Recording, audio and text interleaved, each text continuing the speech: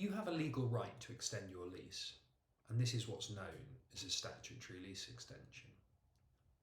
It's your solicitor who's responsible for following this process and ultimately making sure that it's done correctly. They're going to start by reviewing the documents related to your flat and building to make sure that they know how the titles fit together and ensure that there are no delays or nasty surprises during the lease extension process. Having done this, they'll then brief your valuer, and it's the valuer's job to do the work required to advise you about how much you should pay your freeholder to extend the lease. Once they've received this report, your solicitor will then serve a notice on your freeholder called a Section 42 notice, and this offers an initial sum for your lease extension.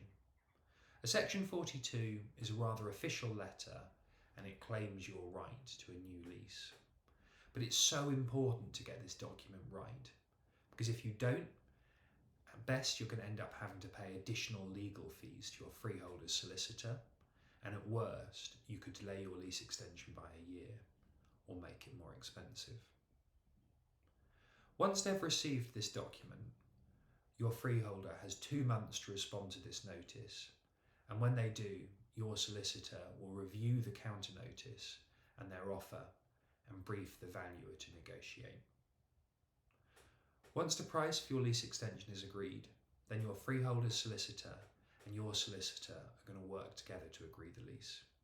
It's likely that your freeholder will try and add new restrictions and charges into your lease that benefit them but not you, and a good lease extension solicitor will know exactly what a freeholder is allowed to add and what needs to be removed.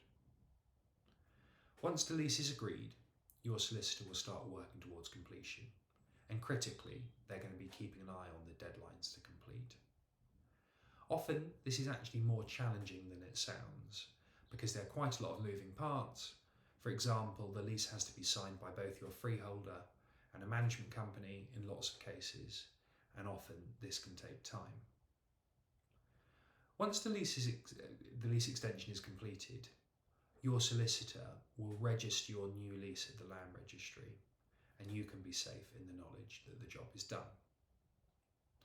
At Homehold, we have a valuation and project management team in-house, but we also own a firm of specialist lease extension solicitors called Leasehold Legal Services, and they can work with us as part of our fixed fee lease extension service to get your lease extension sorted.